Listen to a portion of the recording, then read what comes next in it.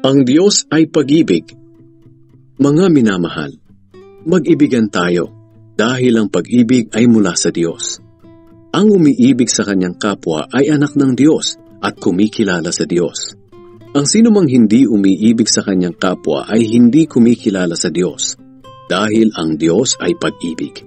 Ipinakita ng Diyos ang kanyang pag-ibig sa atin nang isinugo niya ang kanyang kaisa-isang anak dito sa mundo upang sa pamamagitan niya ay magkaroon tayo ng buhay na walang hanggan. Ito ang tunay na pag-ibig. Hindi tayo ang umibig sa Diyos, kundi Siya ang umibig sa atin. At isinugo niya ang kanyang anak upang akuin ang ating mga kasalanan para sa kapatawaran natin. Mga minamahal, kung ganoon na lamang ang pag-ibig ng Diyos sa atin, nararapat lamang na mag-ibigan tayo. Wala pang tao na nakakita sa Diyos.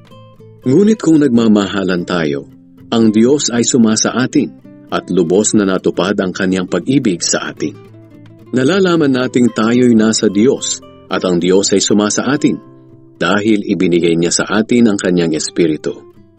Nakita at pinatotohanan namin na isinugo ng Ama ang kanyang anak bilang tagapagligtas ng mundo. Ang sinumang kumikilala na si Jesus ay anak ng Diyos, ang Diyos ay nasa kanya at siya naman ay nasa Diyos. Kaya nakilala na natin at pinaniwalaan ang pag-ibig ng Diyos sa atin. Ang Diyos ay pag-ibig. At ang nabubuhay ng may pag-ibig ay nananatili sa Diyos at nananatili rin sa Kanya ang Diyos. Sa ganitong paraan ay naging ganap ang pag-ibig sa atin. Kaya panatag tayo sa pagdating ng araw ng paghuhukom. Dahil ang pamumuhay natin dito sa mundo ay tulad ng kay Kristo.